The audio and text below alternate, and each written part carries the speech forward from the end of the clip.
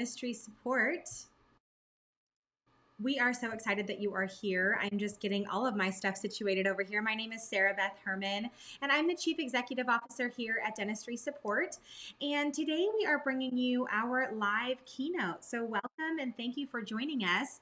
Today we are going to be talking all about effective leadership in the dental office and choosing coaching over counseling. You may have heard of coaching, you may have heard of counseling, and you may feel like, gosh, it's my job as a leader to do XYZ, and this includes coaching and counseling.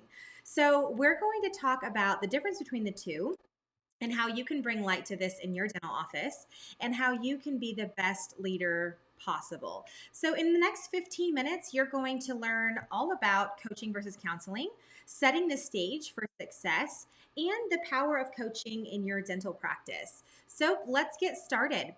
I first want to talk about the fact that there are practical strategies for establishing performance expectations and fostering open communication. Now, you can do this by regular team meetings, you can have individual goal setting, and you can have performance evaluations. There are many tools that exist out there that can help you be the best version of yourself for a leader, but that first starts with your openness to be open with your team and to allow your team to share things with you. So the only way you're going to know and understand how to be a great leader is first by asking for feedback and allowing there to be that two-way dialect that comes with communication. Now, when we talk about setting the stage for success, you want to prepare yourself. So before you even decide, hey, I want to be a coach, I want to be a counselor, I want to learn what all this leadership stuff means, you need to make sure that you're set up for what that means. So the first thing that we're going to ask you to do is to set up regular habits for you as a leader. So those habits can be anything from those team meetings we just talked about to one-on-ones with your staff, creating a calendar invite even in your schedule that says, hey, I need to be reminded that today I need to check in with my team. Or I need to be reminded that I need to go read for 30 minutes to pour into myself so I have new ideas on how to lead my team. There's where you're going to start, is creating those habits for yourself. So we're going to jump into the power of coaching. So the role of coaching in a leadership format, and even if you were to coach a basketball team, for example, that role is all about performance and job satisfaction. So our goal is not just, oh my gosh, I want to be a coach and I want to be a cheerleader and I want to tell you all of these inspiring quotes all the time. Instead, you want to take the approach of making sure you're creating a satisfying environment for your staff to actually thrive in. So a couple of examples on how you can do that is to take a moment to do an anonymous, check-in with your team by way of a form you can create. You can do this through Google Forms. You can do this through a stories questions or poll that you could take on your Instagram. It depends on how big your staff is. If you have a smaller staff, you should just take a moment to take them each out to lunch. Doing that, spending $20 or $30 on a lunch to check in with your team can be all the difference in the world for them actually connecting with you on a deeper level. You're getting to hear about their day, their life, the things that excite them, that fuel them. You're getting to learn about struggles that they might have. So take the time to either do a survey that you do in an anonymous format, choosing a Google Forms, choosing any forms template out there, and even taking a moment to do maybe even a poll on your Instagram stories if your team is really interactive on social media. If they're not interactive on your business social media, that's a great way to increase engagement by utilizing the team members that you have. So you get a little 2 for 1 there. So we're going to go ahead and talk about some strategies in the next 5 minutes to avoid counseling. We think that it's our responsibility to help people get through things that we might not be equipped for. And we really put a lot of pressure on ourselves and on our shoulders as leaders. And I want to encourage you that you don't need to be a counselor. You can be a coach as a leader. And I promise you, your feedback and the way that your team is going to respond to you will be much different and much more well received. So I want you to work on the sandwich approach first. So when you are talking with your team and you're being a coach for them, it's really hard for you to bring out counseling habit, or it's very easy for us to bring out counseling habits It's very hard for us to recognize moments when we need to actually be a coach. And there's a really great approach that I've been using my entire life as far as leadership goes, and that is the sandwich approach to things. Learning to bring out the positive. In the middle, you bring in the section that might need improvement, and then you end with something positive. That is a true coach mentality. You are highlighting the positives of someone and bringing about something that's going to boost their serotonin. You're going to share with them an area of concern, and you're going to end with a positive. You are making it not be such a hard blow to someone when they are in a situation where they're maybe not be performing the way that you need them to perform. There is a huge impact of ongoing support in preventing performance issues like regular check-ins, mentorship, and creating an open door policy. Developing individual strengths. So you can have different methods that create a moment where you are not just asking an employee to follow a checklist. Oftentimes when we hire a new staff member or a new team member, we create lists of things people should do. I'm guilty of that too. I'm like, hey, I'm hiring you. I want you to do this task, and this task. And I want you to do this really well for me. And so that I'm setting clear expectations, here's the list. But what I am learning in my leadership journey is that it's not always about the list. Sometimes it's about crafting a position for someone that plays into the skill sets of them that create in them things that fuel. So does something that you are asking your team member to do drain them, or does it fuel them? And those are questions you always need to ask yourself, because sometimes you might be counseling someone and you might want to encourage them in something that they're not performing well in. But what you didn't know is that your team actually is struggling because the tasks that they're doing is draining them. It's not fueling them. So finding out what drains your team is a huge win for you as a leader, because then you can craft a position that suits their highest talents. Now, that does not mean that you are never going to give them a job or a task that doesn't drain them, but you will categorize their draining and their fueling tasks so that 75% of the tasks they're doing will fuel them and 25% drain them. That way you know that you have optimal performance from your team members.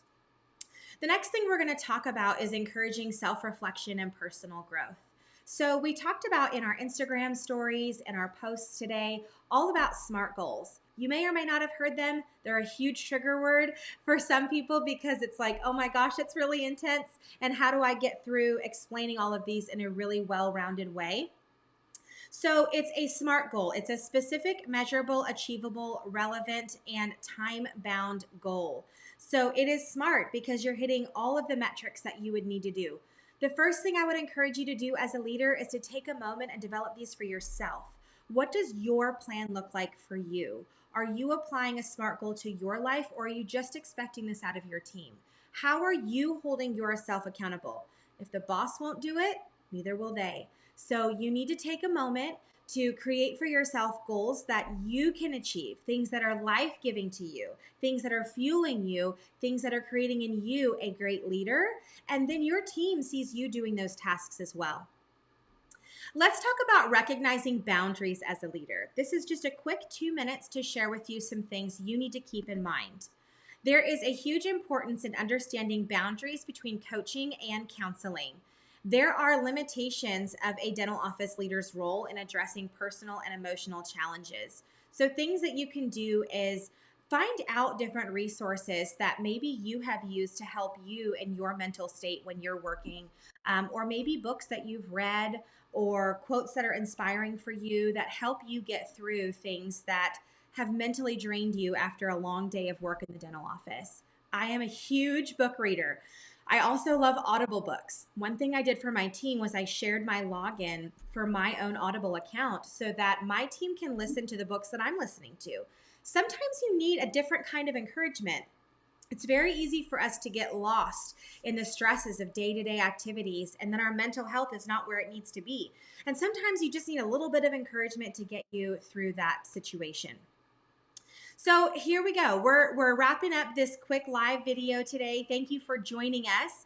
I'm going to recap a few points here just to give you some key things that you want to keep in mind as you work towards being a coach versus a counselor. So one, make sure that everything you are doing as a leader is able to be seen by your teammate. Because if you're going to discuss different ways that they can be more powerful in their position or they can be more productive in their position, you need to also model those behaviors. There is a lot that gets caught and a lot that gets taught. What is your team being taught that they are inspired and encouraged by? And what example are you setting for your team? Now, that's not to say that people don't have their own free will. Many people can choose to be great leaders by just simply following great direction. And then other people have their own free will to do whatever they want, however they want. So it's your determination to understand if you are going to keep them in their role despite how their performance has been lacking, or if you are going to coach them into a new role or coach them to find a new company. Up to you on how you decide to move forward with that. I just want to give you a brief moment and explanation of who we are here at Dentistry Support. We are a remote dental organization. So what we do is we support dental practices nationwide. We help them with insurance eligibility verification, phone support, eligibility support, medical billing for dental, and credentialing. If your dental practice is in need of remote support, we would love to help you. We have a best price guarantee, and what we do with that is we make sure that this is an affordable support for all dental practices. We feel that we should be adding to you and allowing you to remove expenses from your P&L. And so our goal is to deliver results and simplify everything about your administrative tasks in your office. If you're looking for a position remotely, we invite you to apply to work with us here at Dentistry Support. We have many positions available and host hiring events every 2 weeks. We would love to have you. I'm going to open up the floor for a quick 3 minutes of questions, Q&As to help answer your most common questions. So we're going to take it to our questions section and see what kind of questions we have, and then we'll go ahead and answer them before we end our live event today.